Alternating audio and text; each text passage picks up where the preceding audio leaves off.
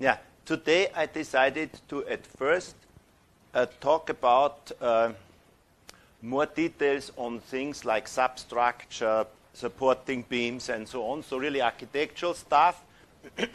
And then in the second second presentation, the plan is to say a bit more about the actual optimization. But now we do more these discrete things. Can one see it? No, hardly. So substructure, like this, we would like to discuss. I've already said in the beginning, in the introductory presentation, that this is a problem, and especially for nodes where several beams meet together. So you see here, this is very nice, thank you. You see here an image from a construction site where it is in some shopping mall, I think somewhere in Poland, in Warsaw. And you see this triangle mesh being built. You see all these nodes around. So this is not a simple thing to build it. Now this is the completed structure from inside. Yeah, one can hardly see, actually. Even I don't see it. This is a building in Italy. And here you see that they would like the quads. Here you see some quadrilaterals, and here you see the quad is split into triangles. This is what you have to do if your optimization couldn't make the quad flat. So this is somehow an observation. This we have said, and now we go to the background. In the beginning lecture, I told you that these meshes from planar quadrilaterals are related to something which we call a conjugate parametrization or a conjugate curve network. And I mentioned one type, namely the principal curvature lines. So principal curvature lines, we have done this, always go in direction of the largest or the smallest normal curvature. They form an orthogonal curve network. And if, for example, you take now these vertices, yeah, this is a quad, this is a quad, this is a quad, this is an exceptional point, you see, there is some singularity in the network. But if you extract these quads, they will not be precisely planar. But when you run an optimization and require that the points stay close to your design surface, you will manage to make them nicely planar. And if you just take any other arbitrary quad mesh, put it on this shape, and then you do an optimization, I'm afraid this will not work. So today I want to explain you a little bit more what this conjugacy relation means, and today we have a better chance to understand, because yesterday we worked quite a bit on developable surfaces. And in fact, it is related to developable surfaces. So one can choose one family of curves on a surface, like here this blue family of curves. Yeah, let us choose this blue family of curves. And then the second family, these red curves, they are determined. And I have to tell you how to compute them. So we take a blue curve, and then we think of a developable surface. This is this green surface here, which is tangent to our design surface S along this curve. So now the curve is yellow here, but it's sitting on the blue curve, right? How do we compute this? So theoretically, at least. We would have to take everywhere the tangent plane of our surface S, and the envelope of all these tangent planes will give this developable surface. And the envelope surface is developable, so it has straight lines. These are these black straight lines here. Of course, it has infinitely many, but I just show you a few of them. And the directions of these so-called rulings on this tangent developable surface, the directions of these rulings are these so-called conjugate directions. And these conjugate directions you can take everywhere along every blue curve in each point. Yeah? You have this tangent to the blue curve and the conjugate direction, which is the ruling of the tangent developable surface. And this gives you then this direction field of red directions, let's say, and then you can find curves which always go in this direction. So please remember, yesterday I told you the following.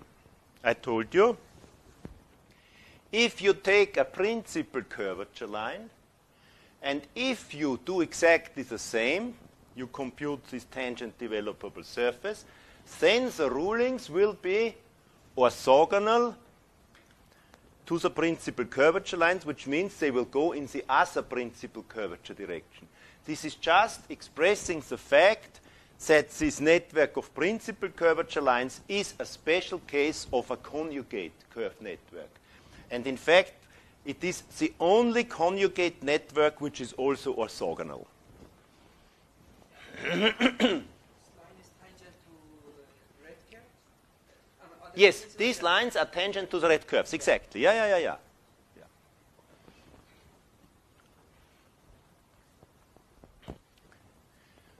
Is there a question on this, or should we make an example? Now let us try an example to be sure.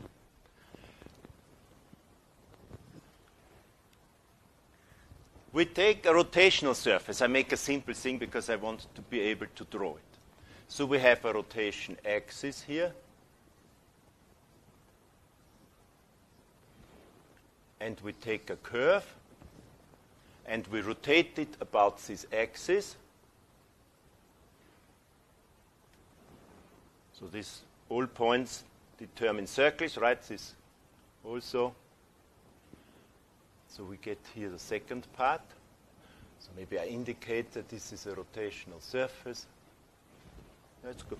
Rotate, a profile rotated about an axis. And let us assume that we take as one family of curves, we take these circles.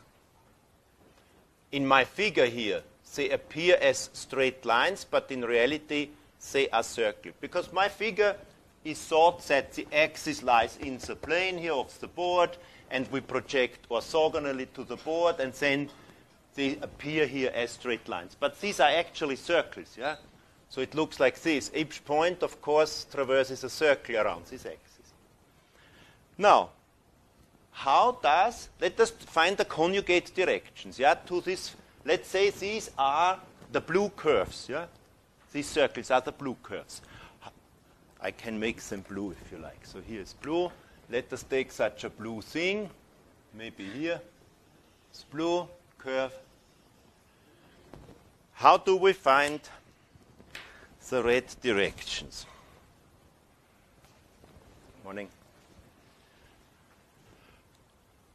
We have to compute the tangent developable surface. The tangent developable surface, here we have a tangent plane, right?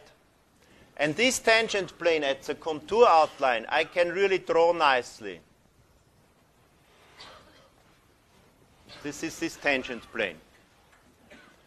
By rotation about this axis, it is totally clear that all points of the rotation axis are fixed. So if I rotate about an axis, the point on the axis remain unchanged. So if I intersect this tangent plane with the axis, this is a point which stays fixed. All tangent planes here along this rotational circle must pass through this point. So this point must be a vertex of a cone. So of course, and this is hopefully clear with your imagination, we do have here a cone that is tangent to this developable surface, and so the conjugate directions are exactly the rulings of this cone.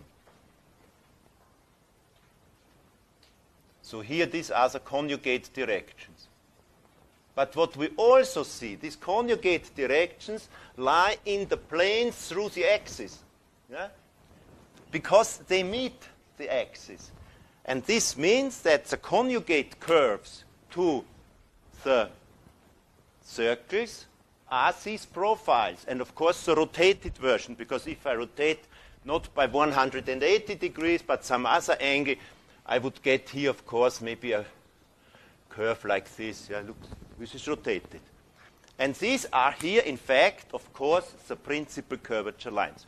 Because in space we have a right angle between these rulings of this cone and this circle. So, and in this way you can try to think about simple cases, and this is the general setting about these conjugate curve networks. So mathematically one can prescribe it. So if there are some mathematicians around, I don't see them now, maybe they are here. Here's one. No, computer scientist. Say you have to work, for example, if you have a parametric surface, you work in the parameter domain. Here's a mathematician. And in the parameter domain, a direction in the parameter domain gives you a direction on the surface, right? And you have this second fundamental form. Now maybe I write it down, because we have mathematicians around, so I also have to tell them something new. We have x of u and v. This is the parametrization of the surface. And with this I did already yesterday. If we take a point uv in the parameter domain, we get a point x of u and v on the surface. And certainly if we have here a direction, I called it u dot, v dot, you remember. Then we have here a corresponding tangent vector, which was u dot x sub u. This means it's partial derivative plus v dot x sub v. So we have here this mapping of the parameter domain to the surface, and two tangent vectors, of course. Yeah, here are of the forms. Let's say I do not write dots now. I write u1x u plus v1 xv. This is my first tangent vector, t1. And then I take a second tangent vector, t2. This is u2 xu. So it must be a linear combination of the bases of xu and xv plus v2 xv. And then we need the second fundamental form. The second fundamental form is a 2 by 2 matrix, and I call them in the old-fashioned way, I call it LMMN. You can, of course, use double indices. It's irrelevant. And then L equals, like yesterday, we need a normal vector. Normal vector is xu cross xv divided by the length of xu cross xv, so it is unit. And then we have L is x uu times n, of course. M is x uv times n, and capital N is x vv times n. So this is the entries of the second fundamental form. And then conjugate. These two are conjugate. So T1 is conjugate to T2 if and only if. I write it in matrix notation. I write U1 V1 times this matrix L M M N, so quadratic form, times U2 V2 equals 0. So this is the conjugacy relation. It is basically guided by the second fundamental form. So this is conjugacy in the parameter domain, right? So it's easy to compute. Now, let us continue here. We want to argue in a way, why are these planar quad meshes discrete counterparts of these conjugate parametrizations? And we really do nothing else than using what we have learned yesterday. If I have such a mesh of planar quads, I can take out a strip of planar quads. Yeah? A strip of planar quads, remember from yesterday, is a discrete model of a developable surface. In some sense, such a strip of planar quad is admittedly not a complete piece, but a piece of a developable surface, which you could say is tangent to our surface. This is like if you have a polyline, right, we say an edge is a discrete tangent. So somehow, these are discrete tangents here, these edges. And also somehow these, yeah? So you could say that such a strip is a discrete model of a developable surface which touches our surface along a curve. So really a discrete counterpart of what I had shown before. And now, here we see the direction of the contact curve, and here the rulings. So these are conjugate. So it is actually totally obvious that these are conjugate directions. And you would also, if you don't believe me, these pictures, then you can, of course, try to discretize here. Also, in this example, you take a polyline. You do not do a smooth rotation, but just say 10 degrees, and so on. And you will get these quartz here. Of course, we will actually get planar quartz in this case. And you can also see this confirmed, and you can think about the limit process. And so I think this is sufficient to argue.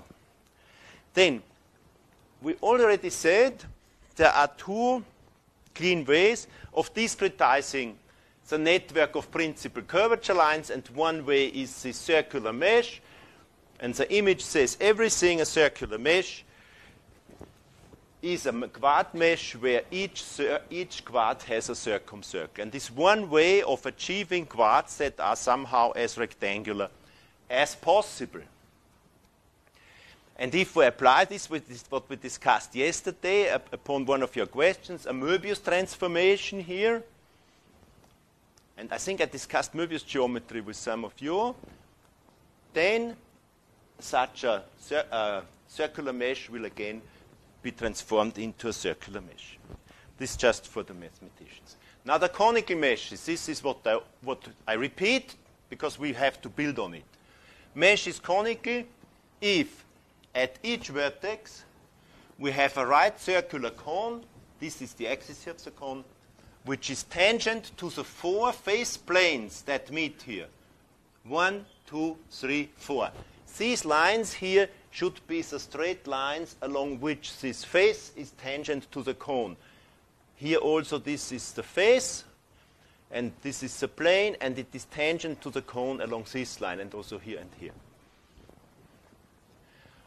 And this cone axis, rotational axis, is a discrete surface normal, a precise surface normal. Please note that in general, if I give a triangle mesh, so what is a good definition of a surface normal in a vertex? This is not obvious.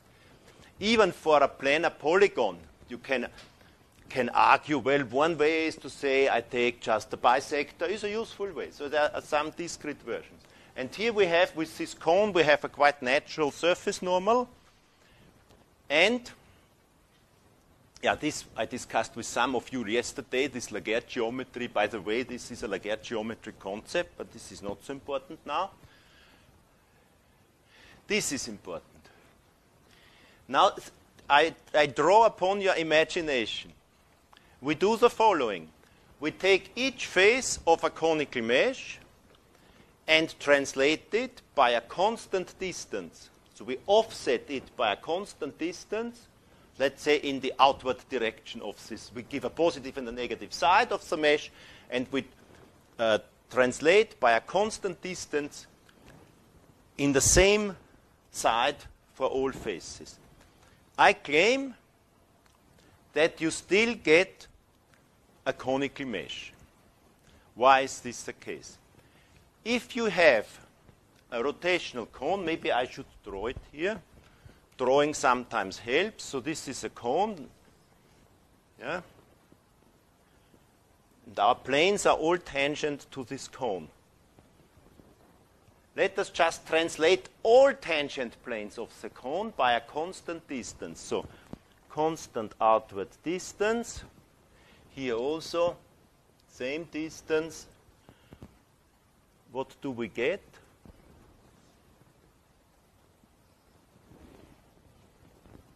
All tangent planes, they will again envelope a cone. So this is again a right circular cone.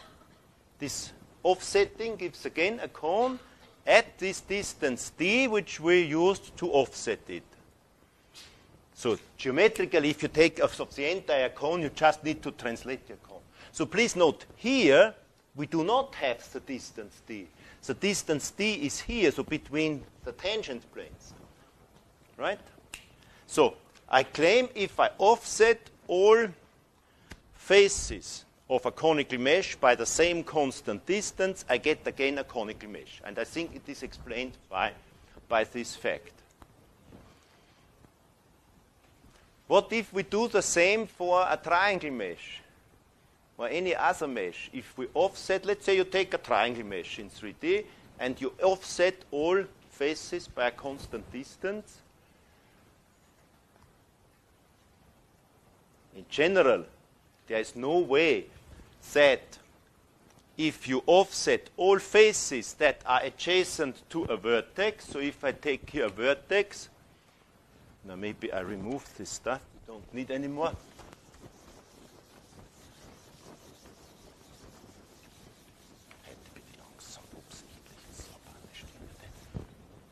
So we have here some faces.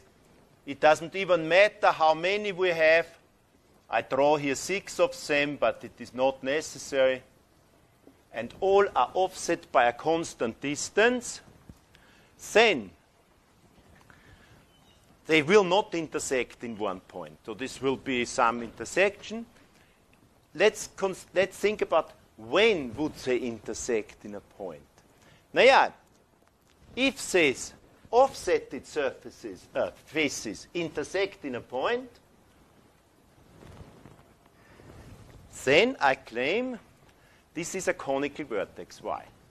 Because if you shift all these planes, so here's this vertex V, right?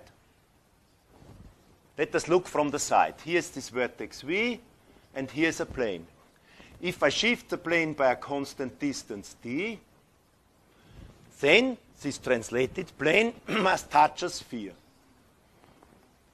of radius d. Is this clear? So, if the offsetted planes happen to pass through a point, they automatically will also be tangent to this sphere, and all planes which I can put from a point, tangent planes to a sphere, form a cone. So I do already have a conical vertex. And this proves that if a mesh, any polyhedral mesh, it is irrelevant whether you have a quad mesh or not, has the property that a face offset exists, so that corresponding faces are at constant distance, then each vertex must be conical. This is actually one way how we came to this conical mesh idea. And I show you examples. So this is our base mesh. And then we do this offsetting, a little more, again, and so on. So we have this nice sequence of offsets. And we can connect the base mesh with an offset mesh as drawn here. And then we will everywhere have here planar quads. But this is trivial because an edge of the base mesh and the corresponding edge of the offset mesh must be parallel, because we just did parallel translations to the faces, yeah? So the intersection is parallel. And these intersections here are, of course, this cone axis, because we have seen that the offsetted planes have a vertex on the cone axis. This is drawn here. And we had argued in a different way also that these two axes lie in a plane because it is the bisecting plane of this face and this face. And this is a very useful thing for the support structure because we can put here the supporting beams. And now I will tell you more about support structures. Because it is, of course, not true that these conical meshes are the only meshes which have good support structures. So I'm thinking about this. So here you see such a part of a support structure. You have a beam. Here you have a beam. Here you have a beam. Here also. In fact, here this is a conical mesh. This is the offset of a conical mesh. This is another offset of the conical mesh. This is sometimes called a multi-layer construction in architecture. And it is a very clean construction. This figure only consists of planar quads and of clean intersections. So this is a very nice construction. And here is a different form of realization. This I had already told you. Maybe I now show you why this is true. I said for a conical vertex, the sum of opposite angles must be the same. So omega 1 plus omega 3 equals omega 2 plus omega 4. And I draw it for you for one case that is easy to depict. The hard cases are these non-convex ones where you have to think a little more. But I think for here it is enough to argue the simple case. I take a cone and I look at this cone from above. So I have the base circle and here the center of the cone. And I have 4 face planes going through this vertex V. And these face planes, of course, must be tangent to this cone. So they will intersect the plane of the base circles in tangents of that circle. So you have here one tangent, another tangent. Architects would do it better, of course.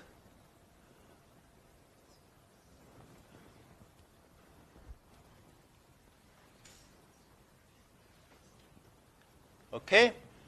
So these are these faces, and this I erase. Now these are the edges viewed from above. Can you imagine what I'm drawing here? I hope so.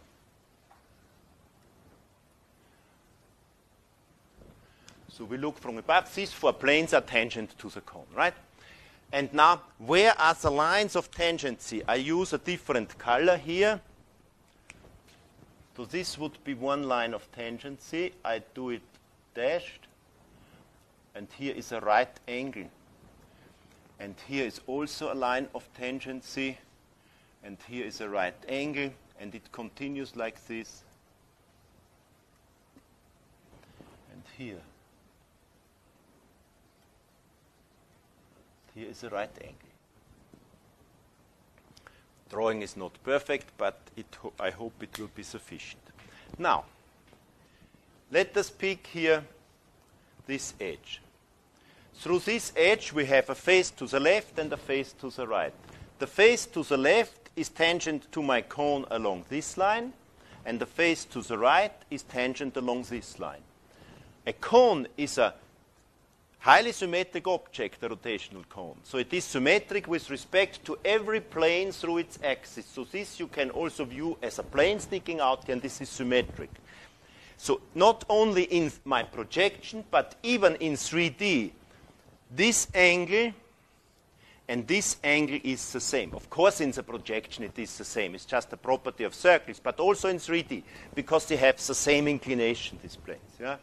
So this is, let's say, alpha 1. And we continue like this. This angle is the same as this, is alpha 2. And then alpha 3. And here, alpha 4.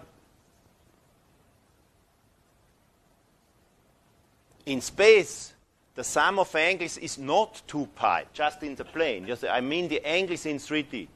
But clearly, we can now compute the sum of opposite angles. So this is omega 1, let's say, in this notation here. Omega 1. So omega 1 plus, the opposite is here, omega 3. So we let us write down omega 1 plus omega 3. What is it? It is omega 1 is alpha 1 plus alpha 4. And omega 3 is alpha 2 plus alpha 3. 1, 4, 2, 3, yeah? And omega 2 is here. And omega 4 is here. So omega 2 plus omega 4 is the same, obviously, right? So it is exactly the same. And so for the convex vertex, it is easy to see, and for the non-convex vertex, you need a little more spherical geometry to do it. This space, the plane, In space it's the same because of the symmetry, yeah? So in space, yes. So the angles in the plane, it is also true, of course, but by the symmetries of the cone, yeah? Now, one thing I should also point out is subdivision-based design. I think I mentioned it in one of these groups yesterday.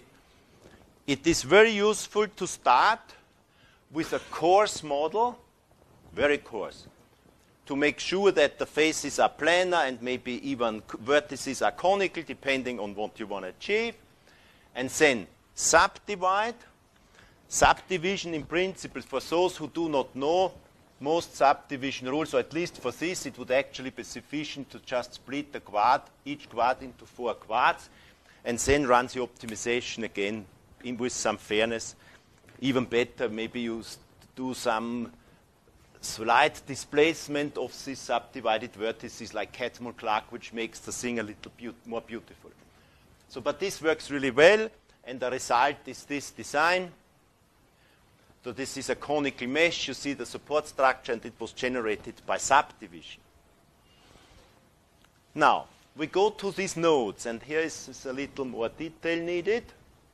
We would like to see how can we achieve such nodes. One way we know, start with a conical mesh, because then we will get such nodes. Now let us assume we have a base mesh, and the base mesh has planar faces. So this I really assume. And now assume we do have such node axes. The node axis is this axis here. And when are these useful node axes?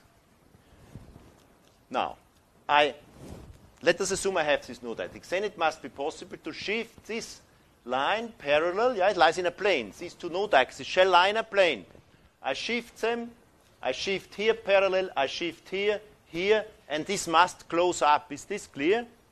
So I have here these node axes, and if they are useful, if any two consecutive are coplanar, then I must be able to parallel translate this base mesh edge to this edge. And I can continue like this.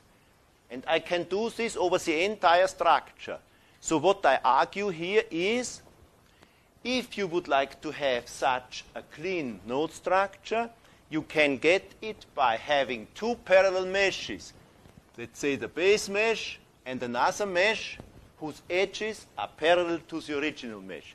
And you just connect, unfortunately these are dislocated, so this point should be here and this point should be here.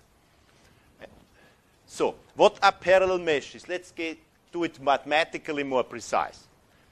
I have two meshes M and M star, which have the same combinatorics. Combinatorics means I have a one-to-one correspondence between the vertices here and the vertices there, and here also parallel, is corresponding a value. Each face here corresponds to a face there, and corresponding edges here are parallel. So, but this is in 3D, not just in the plane. It works, the definition works in the plane, but it is in 3D. This we call parallel meshes. So this face corresponds to this face, and corresponding edges are parallel. So it's some question?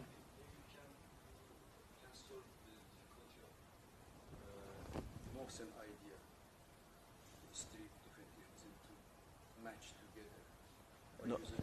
Parallel mesh? Yeah. I don't think so. But we will see. Yeah.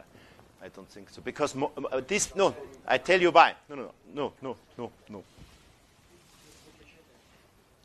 Because this parallel mesh stuff is, of course, restricted to polyhedral meshes with planar faces. Otherwise, it doesn't work. Yeah?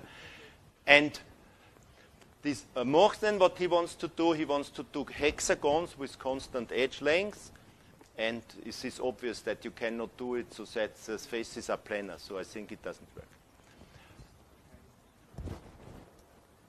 But what you can see, this is for a mathematician, I think obvious, that this is a linear space of meshes which are parallel to a given mesh. You can see which things you can prescribe, basically, if you prescribe, yeah, and then the rest follows linearly. Yeah, this is totally clear. So we have these parallel meshes. And now we connect two parallel meshes. Here is M, a parallel mesh M star. We connect up corresponding vertices. And then we get such a support structure. However, for a support structure, you cannot just take a parallel mesh here, a parallel mesh there, connect up. You will get something, but it will be useless as a support structure. If it should be useful as a support structure, these beams should be roughly orthogonal to the surface which it supports. So this is important. So how do we get it? Yeah, another thing. The beams now. This is what I call a geometric support structure. It's not the real support structure because, you know, this has no thickness. This is just quartz. In reality, you have to put here beams. And if you apply beams of constant height, like here this height, the same as this height, and so on, then you can align the beams nicely, say, on the outside, because you may see the structure better from the outside. And then you have a misalignment in the inside, in general. Why? Because these distances between corresponding edges here, they need not be constant, and the height is measured here. So, and if you are in a shopping mall, of course, you make sure that your alignment is from the inside, because people will not care about the outside. They go around and they should do shopping inside. And then you have a slight misalignment in the outside, but it will not be so big and not be a huge problem, maybe. But we want to find out the geometry of these support structures and also find out in which cases we have really perfect alignment. Perfect alignment, I mean from the outside and from the inside, requires that corresponding edges in the base mesh and in the as mesh are constant distance. So this I call an edge offset. Yeah. Same as the point affine mapping, the point to affine connection.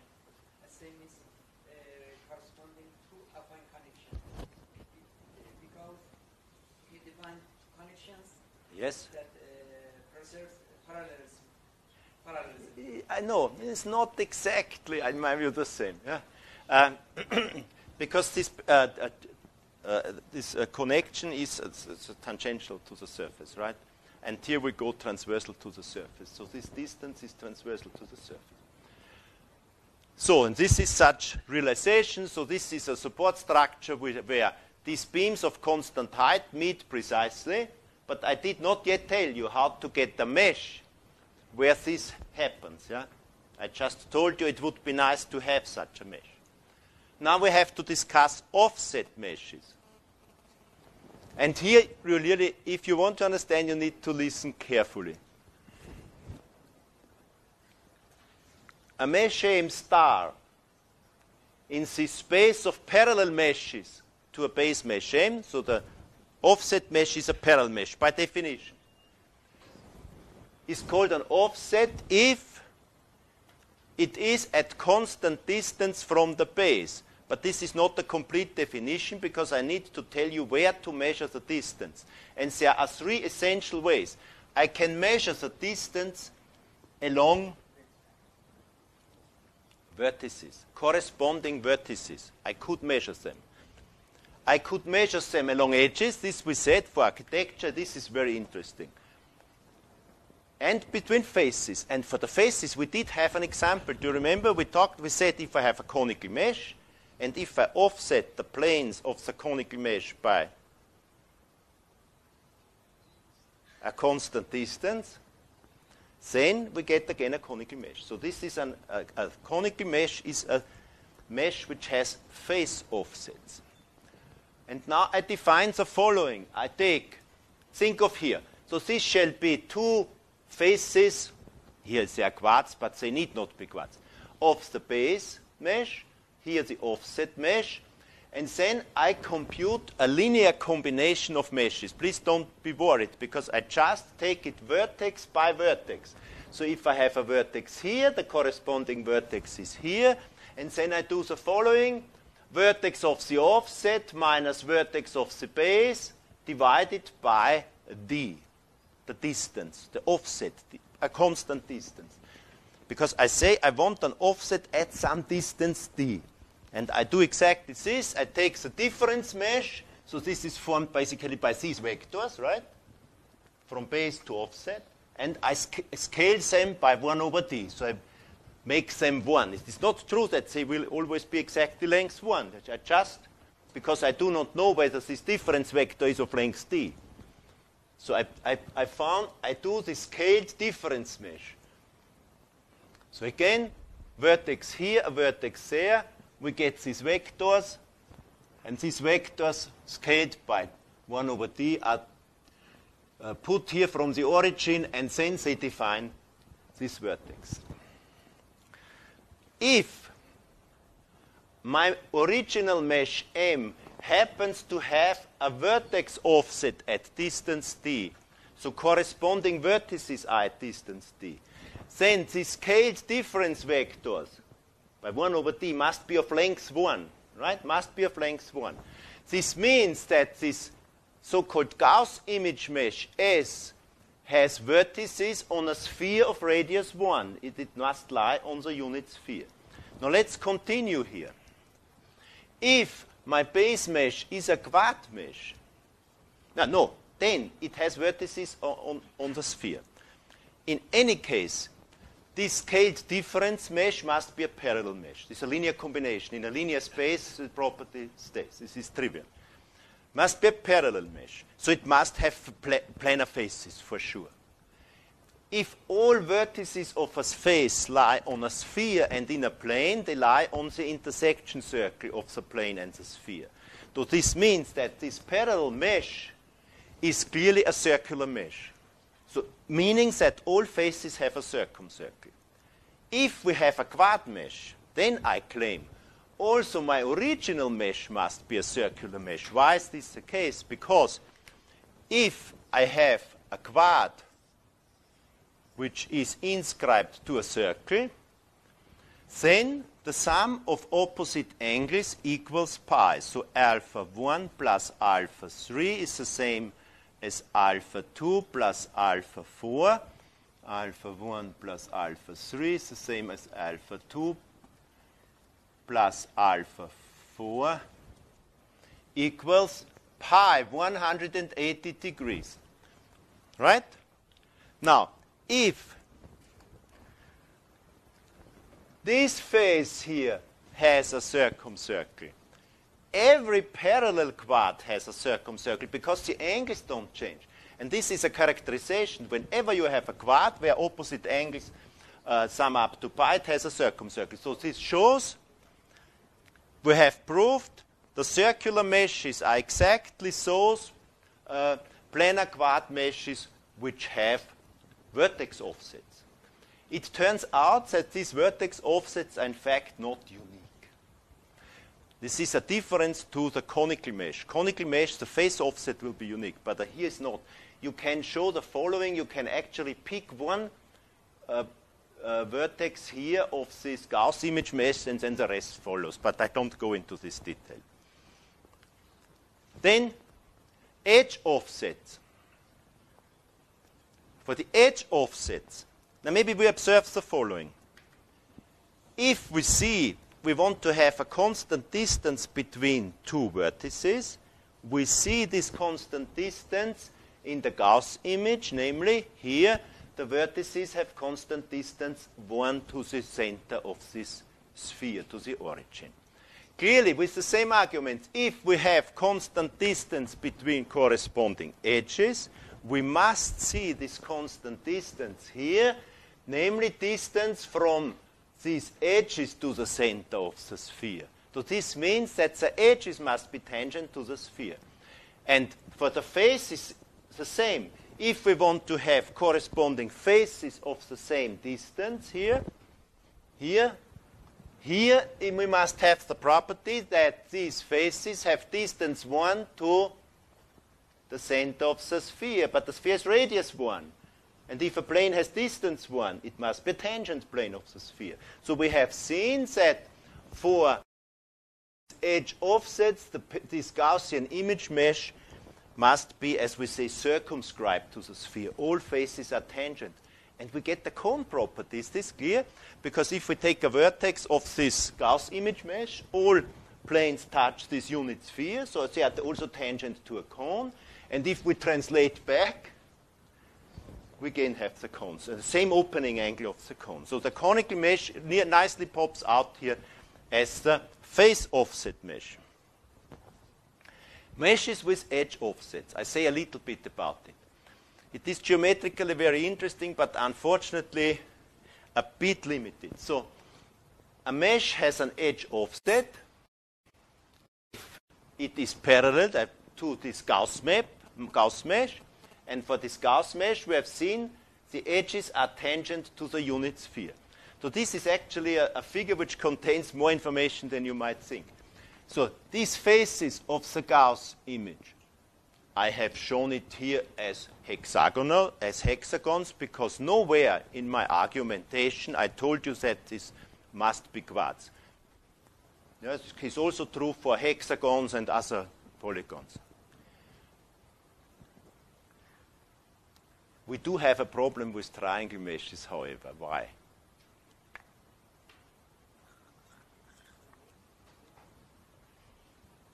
Triangle meshes are not good for this concept because we use these parallel meshes.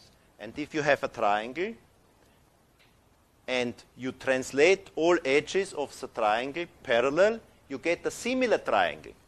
Yeah? So this is just a scaled copy, scaled and translated copy of the original triangle.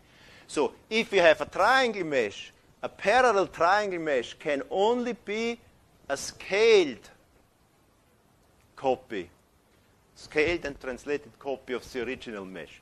It cannot approximate the sphere and so on. So this also shows that for triangle meshes which do not approximate a sphere, you will not get such a support structure. And you will have these nasty nodes which I have shown here before. But it's just a side remark. We are here with edge offsets. So this is a mesh with planar hexagons in this case. All these edges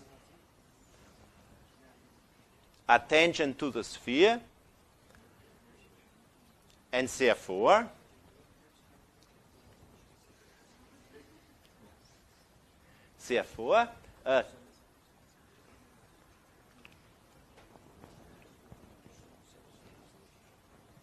my voice is getting weak because you are so loud. I'm sorry.